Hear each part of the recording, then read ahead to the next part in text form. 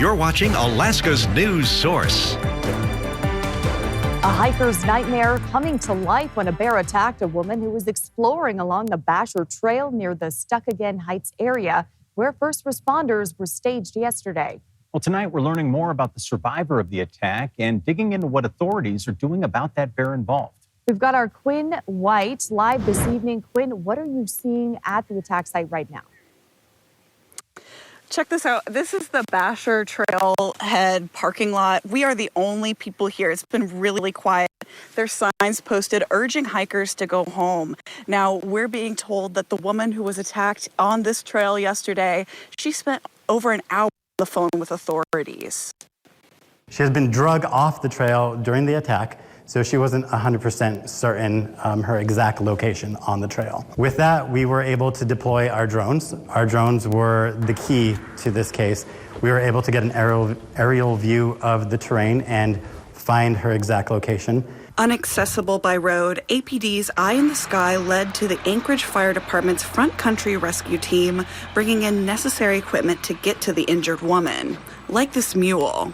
We leave it on tracks all year long so that we can drive, basically have better stability, and we don't have to go as fast as it goes on wheels, and makes it a smoother ride for patients. And with all this equipment, it could take first responders a while to get to you. As long as it took you to hike in there, we have to get together, get there, and we have to come in now with gear. It's going to take us at least that long, if not longer, to come rescue you, and then it's a slow trip out.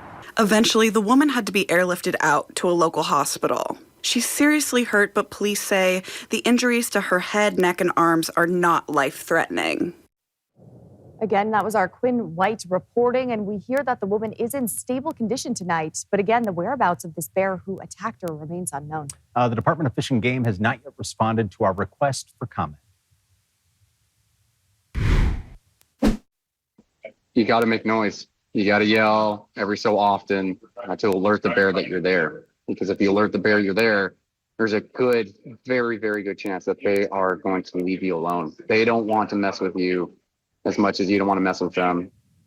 Bear attack survivor Tyler Johnson is sharing tips on how to avoid bears in the backcountry. During a hike with his dad on the Kenai Peninsula last year, Johnson was tackled, chewed, and clawed by a brown bear. Ultimately, they were able to shoot it dead, and Johnson recovered from his injuries. While he hasn't been discouraged from getting back to the Alaskan outdoors, Johnson said he has even greater respect for the furry carnivores and is trying to spread greater awareness. He is now developing a device that he says he hopes makes it safer for outdoorsmen and hikers. You can look for that story tonight, coming up on the Late Edition. And a fatal shooting over the weekend is prompting a larger Anchorage Police Department presence in downtown Anchorage. Georgina Fernandez joins us with details on this and what it could mean for residents in other parts of the city. Georgina.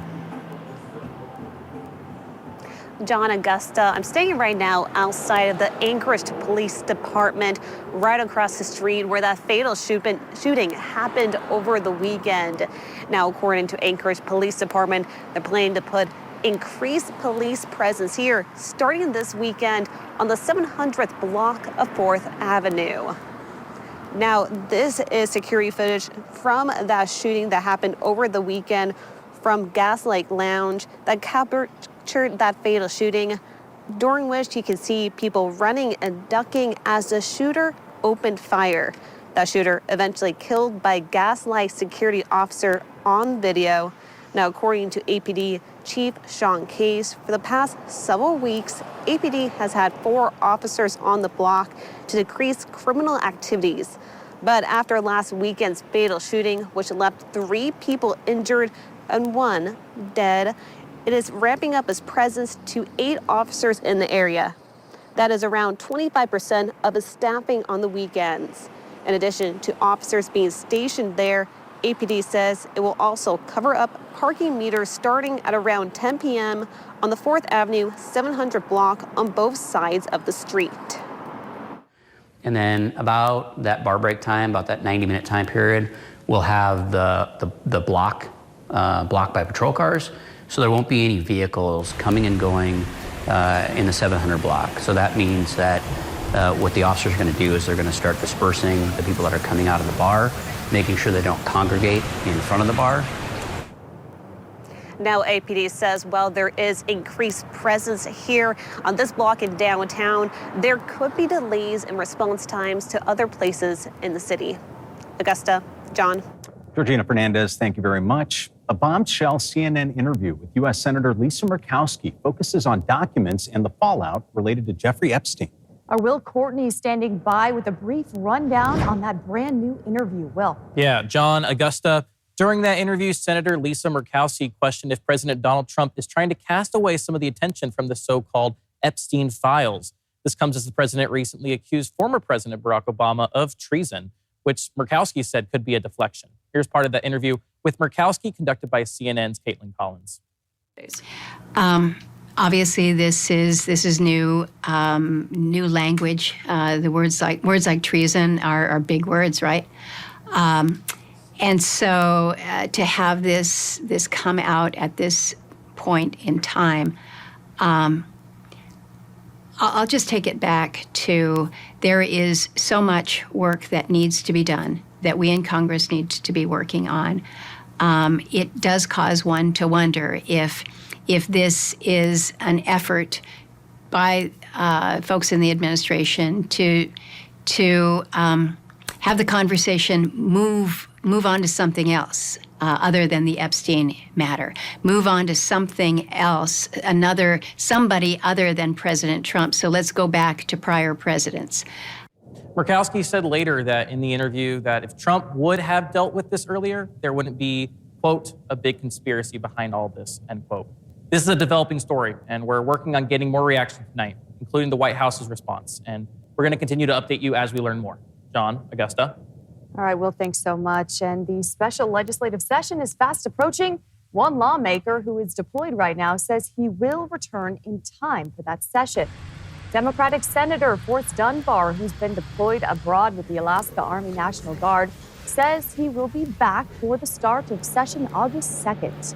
When the governor called the special session, majority lawmakers expressed concern about whether or not Dunbar would be able to attend.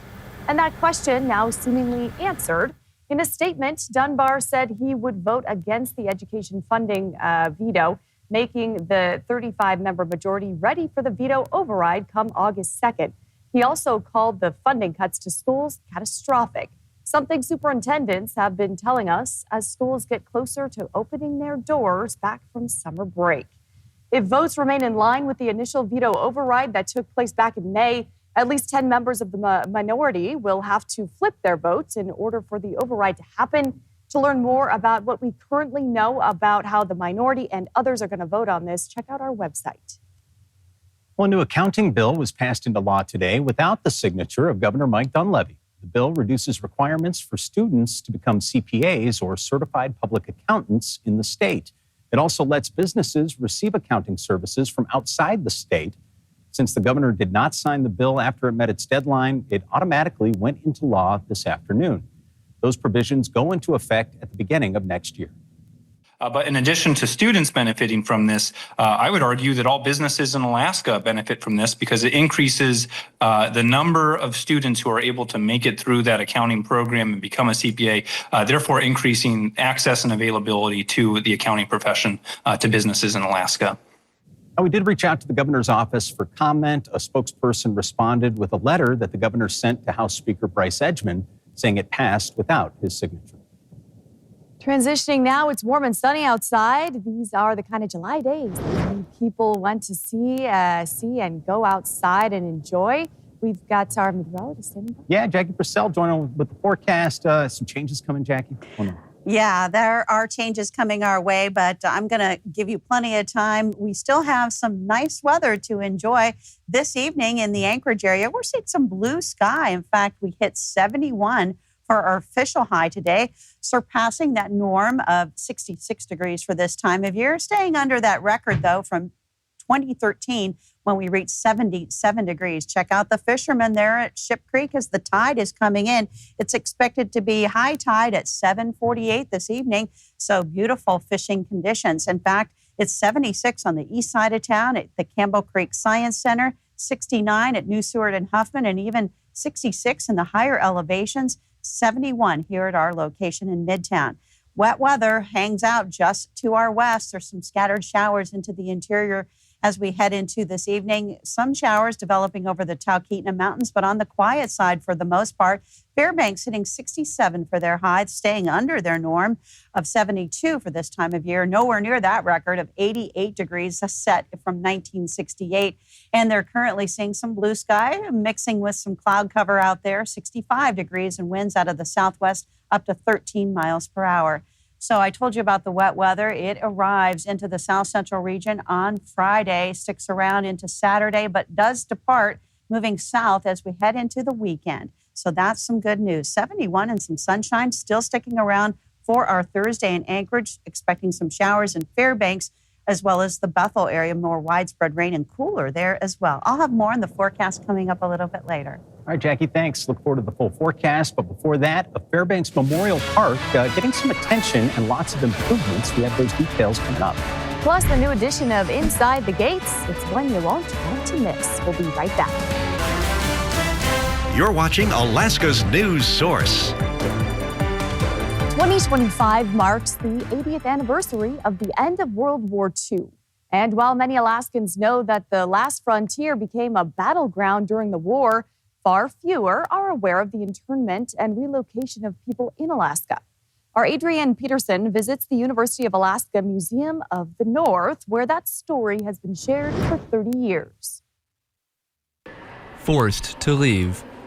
That's the name of the exhibit that shares the story of Alaska Native relocation and Japanese American internment. So many people continue to come now, even 30 years later, and they still have not heard this story. They still don't know about these activities. The most difficult thing is for people to understand what war is and how it affects people so differentially. Following the bombing of Pearl Harbor, Japanese Americans were evacuated from Alaska as well as many other states. They would go on to find themselves trapped in camps across the country. Fortunately, we captured their personal stories, and some of it's reflected in that exhibit. Those stories mirror the histories of hardships faced by Alaska Natives who were removed from their homes and separated from their families. In order to get them out of so-called harm's way, the government had to relocate them, but they had no plan at all. Angela Lynn, Museum of the North Collections Manager, says that while these are not stories to be proud of, it's important to share them and acknowledge their lasting impacts. We still have students on campus whose grandparents were involved in these evacuations, who were directly impacted by these internment camps. There are certain rights that should never be subjugated. And unless people are reminded of that, we could be going through a similar situation again. Adrienne Peterson, Alaska's news source. To see all of our archived Inside the Gates stories, click on the ITG tab on alaskasnewssource.com or our mobile app. And as renovation work at Veterans Memorial Park in Fairbanks continues, the Fairbanks Kiwanis Club has provided $60,000 for that project.